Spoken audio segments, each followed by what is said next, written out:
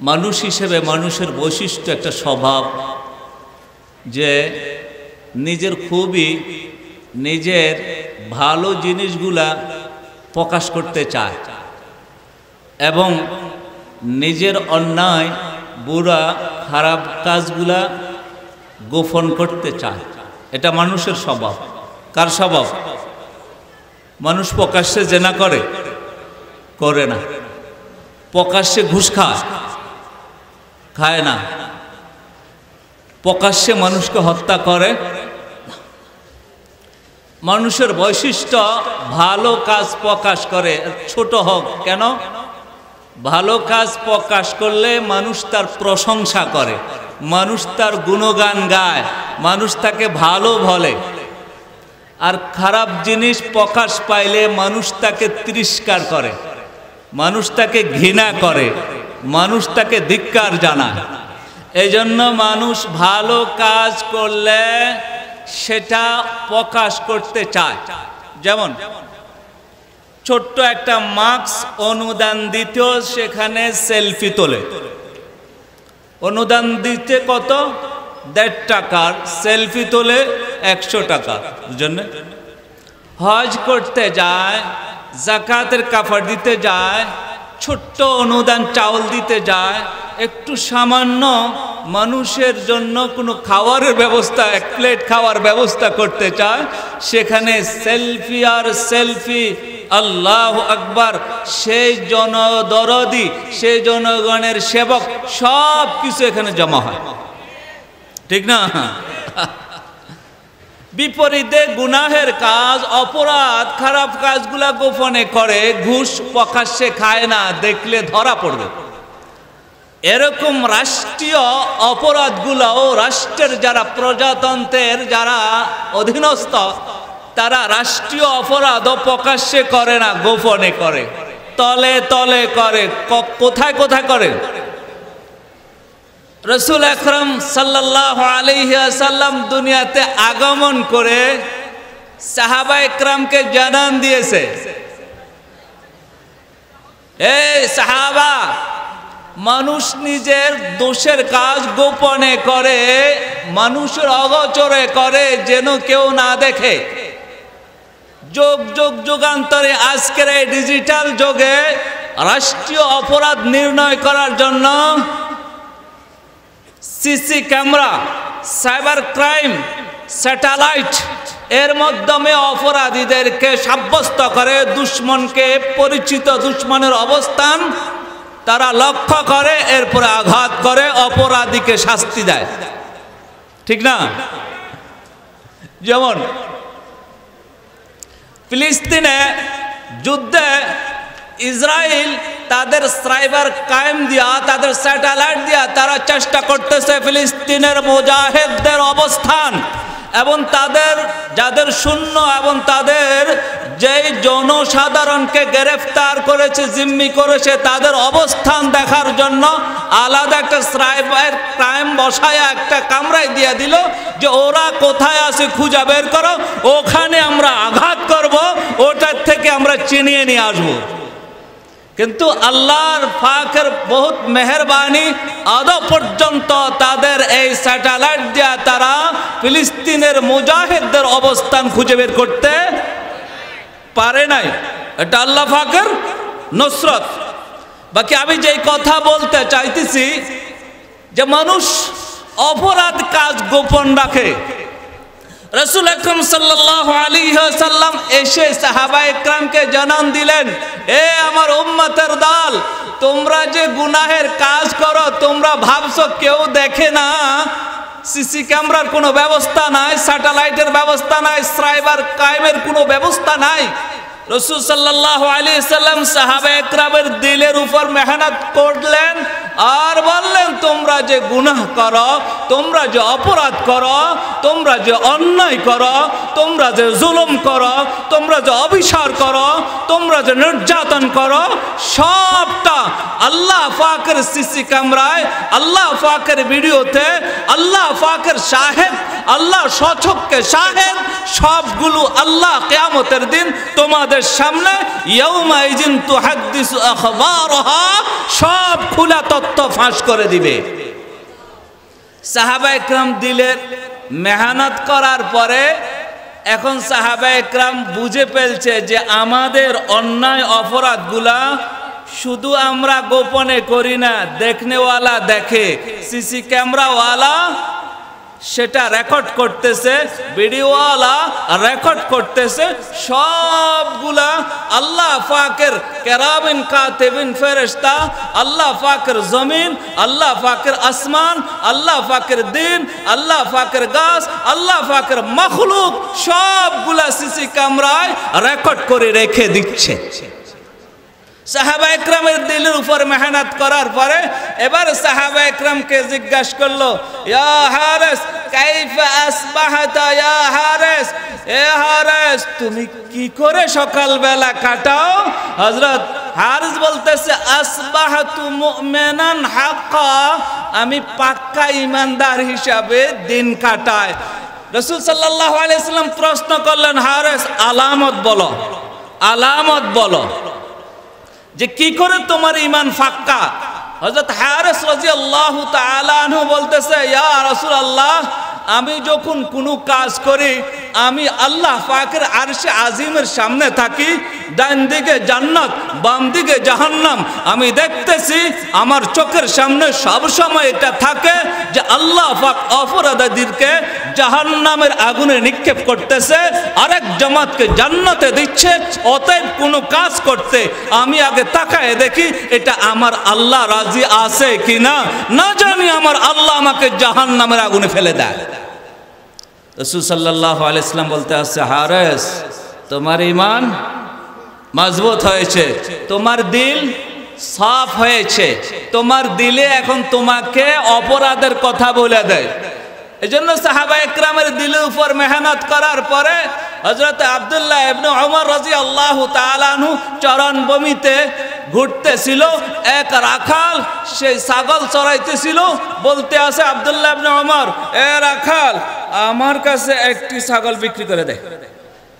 রাখাল বলতে আছে, এটার মালিক তো আমি না, তুমি আমাকে বিক্রি করতে বলতেছ?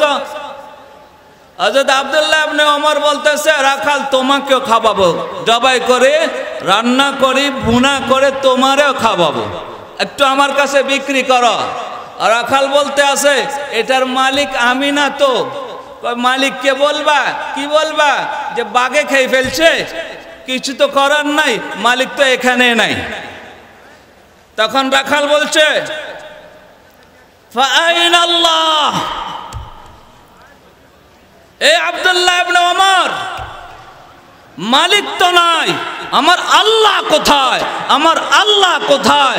আমার আল্লাহ তো দেখতেছে, আমার আল্লাহ তো তাকায় রয়েছে।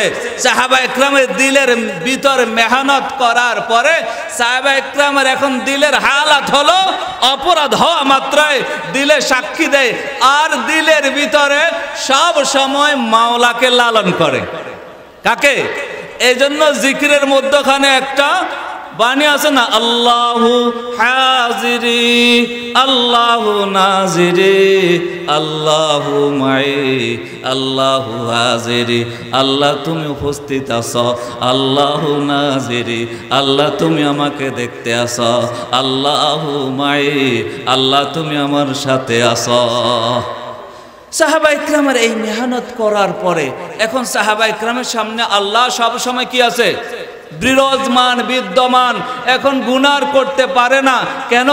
মানুষ তো গুনাহ করে, অপরাধ করে অগোচরে, ভিতরে দরওয়াজা বন্ধ করে, টেবিলের নিচে দরওয়াজা বন্ধ করে, পাহাড়ের অগোচরে, দরজার অগোচরে সাহাবায়ে কেরাম গুনাহ করতে যায়, বলে যে আল্লাহ আমাকে দেখতে আসে, আল্লাহ আমার দিকে তাকাইয়া আছে, আল্লাহ আমাকে দেখতে আসে, আল্লাহ নিজে সাক্ষী দিবে, আমি গুনাহ কি করে করব? এই জন্য ওমর রাদিয়াল্লাহু তাআলা আনহু রাতের গভীরে মদিনার গলিতে ঘুরতেছিল, দুই মহিলা কথা বলতেছিল, বলতেছে আজকে দুধ কতটুকু হয়েছে? সামান্য। তাহলে কি বুঝ দিবা? যার কাছে বিক্রি করবা দুধ সামান্য, একটু পানি মিশিয়ে দাও। আর এক ছোট্ট যুবতী বলল, না, খলিফাতুল মুসলিমিন ওমর রাদিয়াল্লাহু তাআলা আনহু না নিষেধ করেছে দুধে পানি মিশাইতে। কারে ওমর কি এখনো আছে? এখানে আছে? ওমর কি দেখতে আছে? যুবতী মেয়ে ডাক দেয়া বলল, ওমর তো নাই, ওমর আল্লাহ তো আছে। সাহাবা ইকরামের দিলের মেহনত হওয়ার পরে এখন সাহাবা ইকরাম আল্লাহু হাজিরি হয়ে গেছে, আল্লাহু নাজিরি হয়ে গেছে, আল্লাহু মাই হয়ে গেছে। আজকের এই দিনে আমাদের দিলের অবস্থা হলো, আমাদের দিলের হালাত হলো এত অন্ধকার, এত অন্ধকার, এত কালো দাগ, এত কালো দাগ। রাতকে দিন বললে আমরা মানি, সত্যকে মিথ্যা বললে আমরা বুঝি না। জুলুম করার পরও আমি যে জুলুম করতেছি আমি সেটাও আমার অনুভূতি হচ্ছে না। আমি যে শিরক করতেছি সেটাও আমি বুঝতেছি না। আমি যে কুফরি করতেছি সেটাও আমার অনুভব আমার দিলে হয় না। অথচ সাহাবা ইকরাম ছোট্ট গুনাহ যখন আসতো এইভাবে তারা, ওই সাহাবা ইকরাম সেই নবীওয়ালা কাজ আমাদের সালফে সালিহিন, আমাদের আকাবেররা এমন ভাবে মানুষদেরকে তৈরি করে গেছেন, দিলের উপরে মেহনত করে মানুষ গড়ে গেছেন।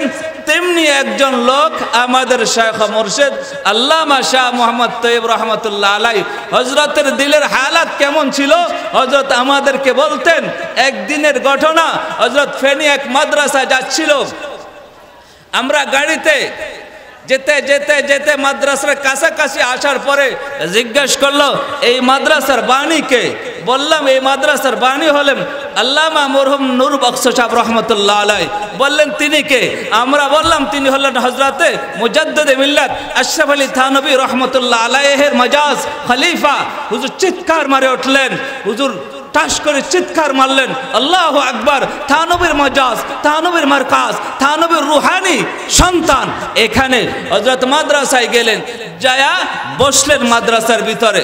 আমরা হযরতের সাথে বসা, অনেকক্ষণ বসা, কোনো আওয়াজ করেন না, নাস্তাও করেন না, সোজা বসে আছে। বয়ানে স্টেজে গেলেন, বয়ান শুরু করলেন, যা বললেন, ভাই আপনাদের যে মাকবারা, ওই মাকবারায় কে শোয়া আপনারা জানেন না? সরাসরি মুজাদ্দিদে মিল্লাত হাকিমুল উম্মাত আশরাফ আলী থানভী রহমতুল্লাহ আলাইহির মাজাজ হযরত নূর বক্স সাহেব রহমতুল্লাহ আলাইহি এখানে শোয়া। আপনারা তার রুহানি সন্তান, আপনারা এই বাণী মারকাজের ছাত্র ওস্তাদ। কিন্তু আমার দিলে সাঁই দিচ্ছে যে রুহানি যে মারকাজের আপনারা সন্তান, আজ ওই মারকাজে সেই জিকির, সেই তাহাজ্জুদ, সেই রুহানি ফয়ুজ আর এই মারকাজে নাই। অতএব আপনারা সবাই সেই পিছনে যদি ফিরে না যান আপনাদের পরিণতি ভালো হবে না। এটা ছিল হযরতের বয়ান। আল্লাহ দিলের এমন এক হালাত দিলেন, এমন এক পরিষ্কার দিল দিলেন, মারকাজে যাওয়ার সাথে সাথে মারকাজের হালাত জানলেন। হযরতের সাথে আমরা সফর করেছি, সে কারি ইব্রাহিম সাহেব রহমতুল্লাহ আলাইহির মাদ্রাসা উজানি। যেতে যেতে হযরতকে বললাম, হযরত আপনি আগে এসেছেন? কয় না। তাহলে আপনি যে উজানি যাচ্ছেন এখানে কিন্তু হালাত ভিন্ন। বলল কি ভিন্ন, তুমি কি বুঝাইতে চাও? বললাম যে হযরত এখানে তো বয়ান শুরু হইলে এশকের শায়ের বললে পাগলাগুলা নাচে টককে, আপনি কিন্তু বুঝ করে থাকেন। হযরতকে আমরা বললাম, হযরত বলে তুমি কি বলো, এগুলো কি বলো? আর বললাম হযরত এখানের অবস্থা এটা, আপনি তো আসেন নাই, কিন্তু এখানে এটা হবে। হযরত কি বলো, বুঝতেছে না। হযরত কারি ইব্রাহিম সাহেব রহমতুল্লাহ আলাইহির মাকবারা দাঁড়ালেন। আমরা তো সাধারণত মাকবারা দাঁড়াইলে কি করি? আমরা সূরা ফাতিহা, সূরা ইখলাস 3 বার, বেশির থেকে বেশি কয়বার? 10 বার পড়ি। তো আমরা পড়তেছি হযরতের পিছনে, আল্লাহু আকবার কাবীরা। হযরত দাঁড়ায় রয়েছে, চোখ বন্ধ করে, চোখ বন্ধ করে দাঁড়ায় আছে, ফাঁকা 20 মিনিট দাঁড়ায় আছে, কিছু বলে না। আমরা দাঁড়ায় আছি। হযরত এবার স্টেজে বয়ানে হযরত স্টেজে উঠে বলতেছেন, ভাই কারি ইব্রাহিম সাহেব রহমতুল্লাহ আলাইহি দিলের আগুনের কথা এতদিন শুনেছি, আর আজকে আমি স্বচক্ষে হযরতের মাখবারা দাঁড়িয়ে হযরতের আল্লাহ পাকের ইশকের প্রেমের আগুন দেখে এসেছি। হযরত যায় যখন শুরু করে দিল শের ইশকের, मैं आशिक मौला हो मेरे इश्क निराला, मैं आशिक मौला हो मेरी इश्क निराला, मैं जुमला जहां जिसकी तजल्ली से उजाला, ऐ तमाशा गाहे आलम रोए तू कुजाबा रे तमाशा में रवि। ও যখন পাগলাগুলো হযরত ধরলো, এই এতদিন কোথায় ছিলি তুই, এখন কোথায় থেকে আসলি, এইভাবে যখন ধরলো হযরত বলে আমি বয়ান করবো না। এদিকে রহিমুল্লাহ ভাই বলতেছে, হুসাইন ভাই আপনি কই স্টেজে একদিন উঠতে পারবে, বেশি উঠতে পারবে না। তো হযরতের দিলের হালাত এরকম ছিল। এই কথাগুলি এই জন্য বলতেছি যে হযরত মারকাজে দাঁড়াইয়া কথা বুঝতেন যে মারকাজের হালাত কি। হযরতের সামনে আমাদের ফেনীর এক মাদ্রাসার মুহতামিম আসছে বায়াত হওয়ার জন্য। হযরত বায়াত করতেছে না, ঘুরাইতে ঘুরাইতে পরে আমাকে ডেকে বলল, ইনাকে বলো ইনার জবানের হেফাজত করতে। তা আমি বললাম, ভাই হযরত আপনাকে বলেছে জবানের হেফাজত করতে। তো ওই মুহতামিম আমাকে বলেন যে ভাই এতদিন পর্যন্ত অনেক লোকের কাছে আমি গিয়েছি, আমার মূল রোগ কেউ ধরতে পারে নাই, একমাত্র এক বান্দা আল্লামা শাহ মোহাম্মদ তাইয়ব আমার মূল রোগে হাত দিয়েছে, আমাকে ইসলাহ করার জন্য এই বান্দাই পারবে, আর কেউ পারবে না।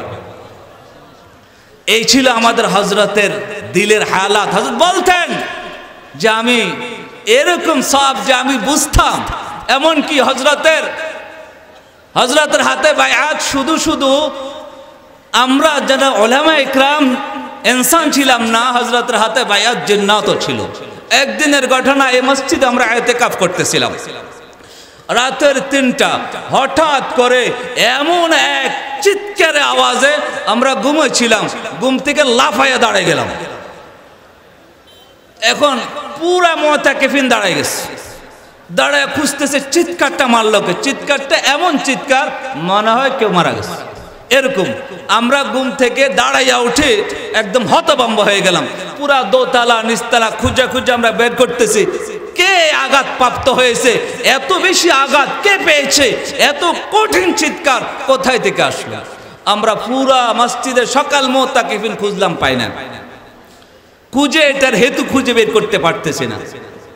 হযরত যখন বাদে জোহর বয়ানে বসলেন, তখন হযরত মুস্কে মুস্কে হাসতেছেন আর বলতেছেন, কি তোমরা কিসের জবাব খুঁজতেছ, রাত্রে কিসের আওয়াজ হয়েছে। তা আমরা তো হতাশ ছিলাম যে আওয়াজটা কোথায় থেকে আসলো। হযরত বললেন, ভাই হযরতের এক জিন্নাতের ভিতরে একজন মরেছিলেন। হযরত আমাদেরকে বলছেন যে শেখ শফি দামাত বরকাতুহুম, তিনার বয়স 2000 বছর, তিনি সাহাবীও, তিনি হযরতের হাতে বায়াত ছিলেন। তো হযরত বললেন, শেখ শফি তোমাদের মুতাকিফিনদের পাহারাদার জিম্মাদার ছিল। রাতের 3টায় যে কোনো এক দুষ্কৃতিকারী জিন এখানে তোমাদের ডিস্টার্ব করতে এসেছিল, এই জন্য শেখ শফি এমন শায়েস্তা করেছে, তাকে জম্মের শায়েস্তা করেছে। ওই শায়েস্তায় ওই জিন এই কঠিন বিকট আওয়াজ করেছে। এটা সাক্ষী শুধু আমি না, যত মুতাকিফিন এই মসজিদে ছিল সবাই জানে। তো বলতে চাইছি ভাই, আজকের এই দিনে আমাদের দিলের হালাত হলো যে আমরা গুনাহ করতেছি, অপরাধ করতেছি, এতটুকু হিতাহিত অনুভব আমাদের কাছে। এমনকি এই পরিমাণ গুনাহ আমাদের যুবকদের মাঝেও সংগঠিত হচ্ছে। মুসলিম যুবক, মুসলমান, কালিমা আছে, আল্লাহর উপর আস্থা আছে, আল্লাহর উপর বিশ্বাস আছে, তারা পর্যন্ত আমাদেরকে বোকা বানাতে চায়, আমাদেরকে ধিক্কার দিতে চায়। যুবকদেরকে বলি, ও যুবক, তোমাদের মোবাইলের গুনার কারণে তোমাদের দিলের অবস্থা এমন হয়ে গেছে যে ইসরাইল যেই বিশ্ব যারা মানবতার কথা বলতো তারা আজকের ফিলিস্তিনের মানবতা তাদের কোথায়? সে যুদ্ধের বিধান তারা কোথায়? তারা শিশুদেরকে হত্যা করতেছে, নারীদেরকে হত্যা করতেছে, বৃদ্ধদেরকে হত্যা করতেছে, শহীদ করতেছে, হাসপাতালে অসুস্থ রোগীদেরকে, আহতদেরকে চিকিৎসার বদলায় বম্পিং করতেছে। তাদের কাছে কোনো মানবতা ও অধিকারের কোনো কোনো জিনিস তাদের কাছে নাই। অথচ আমরা শুধু জিহাদের কথা বললে, আমরা শুধু আত্মরক্ষার কথা বললে, আমরা ইনসাফের কথা বললে, আমরা মজলুমের পক্ষে কথা বললে আমার ভাই মুসলমান যুবকরাও আমাদেরকে জঙ্গি বলে। কেন তোমরা জঙ্গি আমাদেরকে বলো? তোমরা কি দেখো না ইসরায়েলের প্রত্যেকটা নাগরিক আত্মরক্ষার জন্য তাদের রাষ্ট্রে বাধ্যবাধকতা করা হয়েছে, ট্রেনিং দিতেই হবে, অস্ত্র নিতেই হবে। কিন্তু আমরা আত্মরক্ষা না শুধু অধিকারের কথা বললে আমরা জঙ্গি হই। অতএব বুঝতে হবে মুসলমান যুবক যারা আমাদেরকে মানবতার স্লোগান দেয়, অধিকারের স্লোগান দেয়, গণতন্ত্রের স্লোগান দেয়, তারা আগুন লাগায়, তারা হত্যা করে, দোষ চাপায় অন্যের উপর। এটা মানবতা না, এটা অধিকারের কথা না, এটা সভ্যতা না। একমাত্র ইসলাম সভ্যতার বাণী শিখায়, সেটা হলো সেই ফিলিস্তিনের মুজাহিদরা এত নির্যাতনের পরেও তাদের কাছে যে জিম্মি ছিল নারী, তাদেরকে যে ছেড়ে দিয়েছে, তারা এসে বলেছে এত কিছুর পরেও আমাদের সাথে মুজাহিদরা খারাপ কাজ, খারাপ কথা, কোন অসাধু আচরণ তারা আমাদেরকে করে। তারা আমাদের ওষুধের ব্যবস্থা করেছে, তারা আমাদেরকে ভালো জায়গায় শোয়াইছে, তারা আমাদেরকে ভালো আচরণ করেছে, তারা আমাদেরকে কোনো অসাধু আচরণ তারা আমাদেরকে। এই জন্য মুসলমানদেরকে বলা যায় তোমাদের দিলের হালত যদি বলা হয় হাজার তুফের মুখে তোমরা ইসলামের বাণীকে মানুষের সামনে উঠায় ধরবেন। ইনশাআল্লাহ আল্লাহ আমাদেরকে বুঝার তৌফিক দান করুন।